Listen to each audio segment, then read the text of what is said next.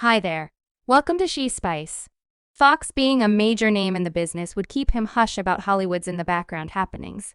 Yet no new reports recommend he's been doing great, spilling some tea and failing to remember Quincy Jones as the watchman of industry ceremonies.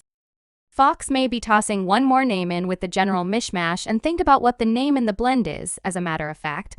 Oprah, and get this, she's not simply above Jones in the custom progressive system. Bits of gossip recommends she could have set up Foxx to be exploited by Jones. It's really extraordinary, right? Prefer not to be the spoiler yet. Prepare yourself.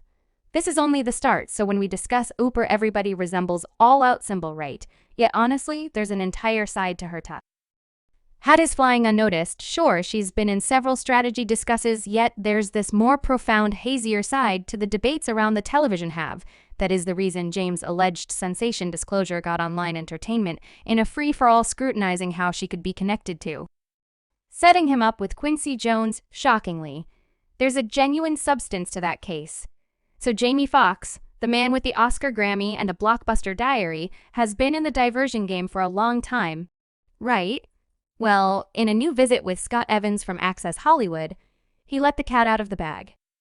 This 2005 Foxx is on cloud nine in the wake of shaking the job of Bean Charles and catching that foundation grant for Best Entertainer. Yet here's the kicker. His festival transformed into a perpetual party who acts the hero, Oprah Winfrey haphazardly offering him a call to drop a few guidance and put him on the right track.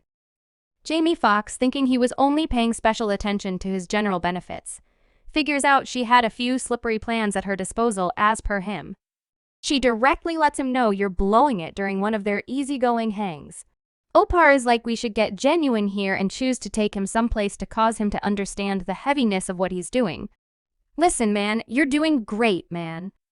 We simply don't believe you should blow it, child, so we go in the house. And there's this large number of old and dark entertainers from the 60s and 70s. So where does she take him?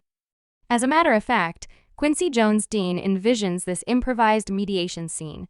She sets up at the home of the incredible record maker, doing an uncanny pantomime of Jones. Foxx reviews the second, saying he was commended for his work on Bean, yet condemned for all the other things. With expectation, he inquires, assuming he's prepared to meet the individual she's brought for him.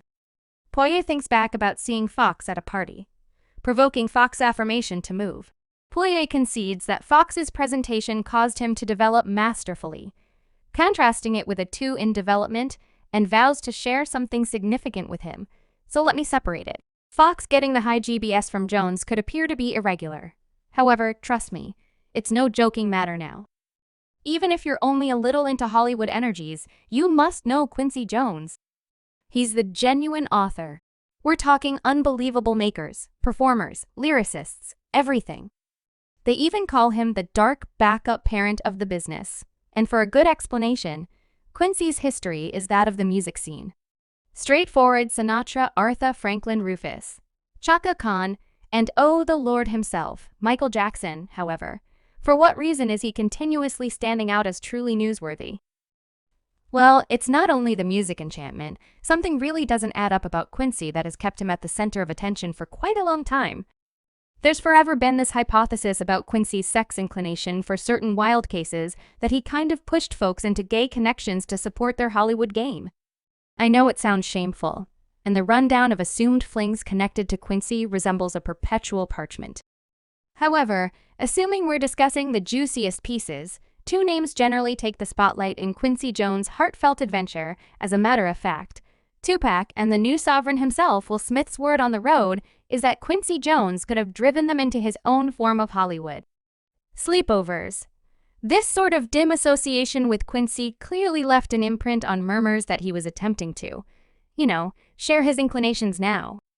Flashback to this meeting with Tupac, the person let the cat out of the bag, guaranteeing Quincy see about tying the knot about some cozy posterior matters. However, here's where it gets wild. That interview poof gone from the whole web like evaporated trick.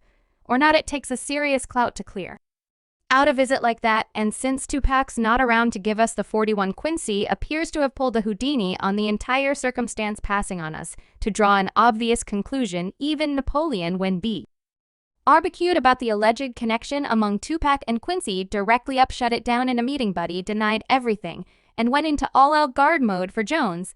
Yet you know how it goes, a few people out there actually have a memory like a steel trap, and they're clutching each word spilled in that interview regardless of how diligently anybody attempts to clear it under the Hollywood floor covering. And this isn't whenever Tupac first communicated his dissatisfaction with Quincy about his shocking acts. Some time ago, Tupac didn't keep down on venting about a lot of people in a meeting, and Quincy Jones was forced to bear a few genuinely strong comments. Currently, thinking about how tight Tupac and Quincy were during Tupac's vocation, there's a theory that Quincy could have taken a stab at pulling a few maneuvers on him, assuming you get my meaning. They were friendly to such an extent that Tupac was in any event pondering dumping death row records for Quincy's mark before his less-than-ideal leave. Draw an obvious conclusion, assuming Quincy took those actions on Tupac. Could we at any point truly accept Jamie Foxx got a pass dubious? That may be the reason Foxx chose to spill the tea on both Quincy and OPR. Now, here's where it gets wild addressing. Assuming Oprah played a part in Quincy's beginning to appreciate Foxx could feel distrustful. But hang on, this ain't Oprah's most memorable rodeo with regards to being in the blend of a few chaotic circumstances. Recall that English entertainer Katie Ann Honorable dropped a bomb, guaranteeing that Oprah was fundamentally chummy with Harvey Weinstein's not ideal endeavors.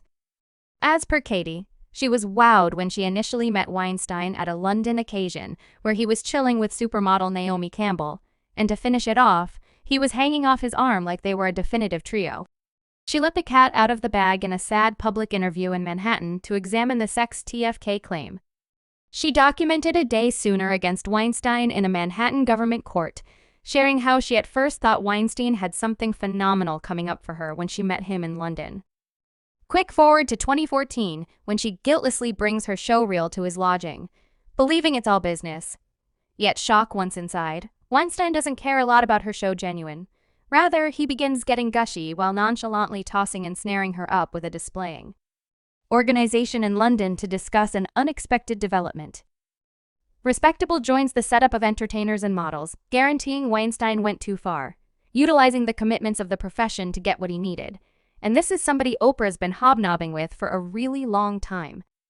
Okay, a speedy recap for those not in the know. Harvey Weinstein hotshot the American producer essentially turned into the banner kid for the Hashmita development. You realize that the entire wave was uncovering itself after 5 years, and what had been the tattle in Hollywood's back rear entryways at long last opened up to the world.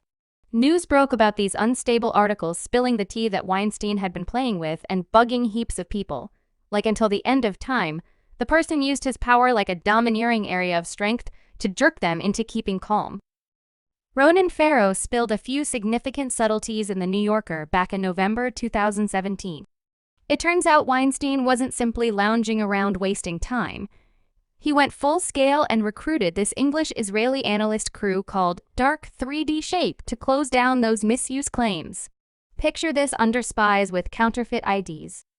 Obscure gatherings with columnists and entertainers like Rose M1 and an entire trap of reconnaissance to stay quiet about things. Weinstein obviously had a dark shape kroll and a lot of different organizations on speed dial, all attempting to uncover soil on many individuals and, in any event, making mental profiles that profound into their individual and definitely you got it narratives.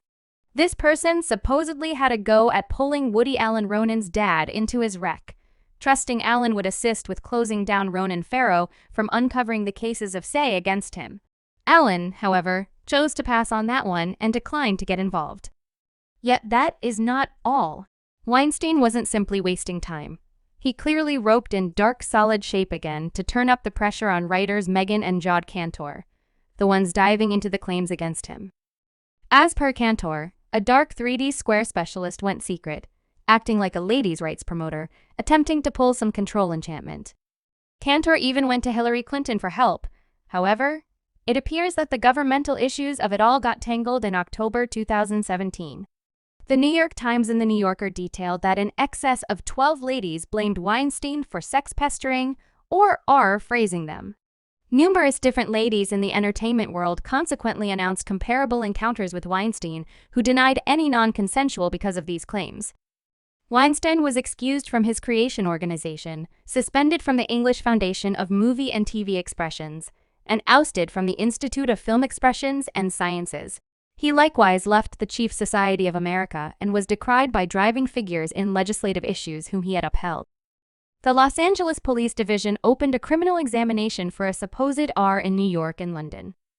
Subscribe She Spice for more videos.